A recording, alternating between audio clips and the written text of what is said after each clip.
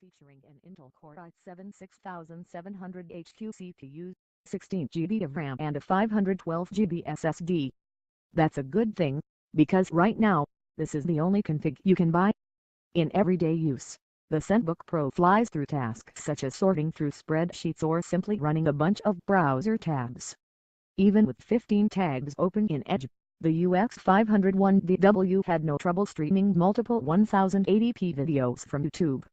When we ran Geekbench 3 to measure overall system performance, the ZenBook Pro scored 11,472.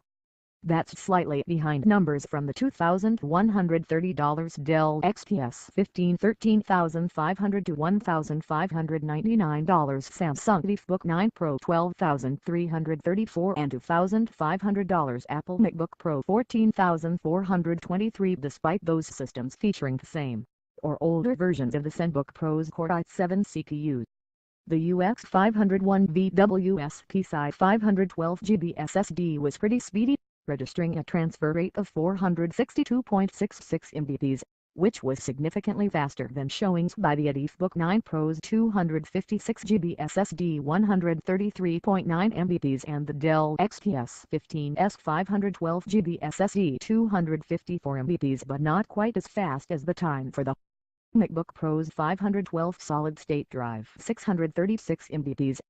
Lastly, on our productivity test, the ZenBook Pro matched 20,000 names and addresses in OpenOffice in just 3 minutes and 41 seconds.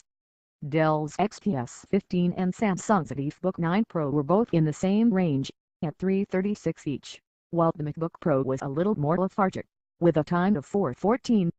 Featuring an NVIDIA 960M GPU with 2 GB of VRAM, the ZenBook Pro expectedly kept pace with the graphics power of the Dell XPS 15, which features the same NVIDIA 960M GPU, and outdid the Samsung VivoBook 9 Pro, which features thinner and less potent NVIDIA 950M GPU. On 3D Mark's Firestrike graphics test, the ZenBook Pro scored 4,308. Versus 3,949 for the XPS 15 and 3,236 for the VivoBook 9 Pro. The ZenBook Pro also held a slight edge in gaming, as it pushed 38 FPS in Rainbow Six Siege at 1920x 1080 and high settings. The XPS 15 trailed slightly behind, at 32 FPS, and the VivoBook 9 Pro brought up the rear, at an unplayable 8.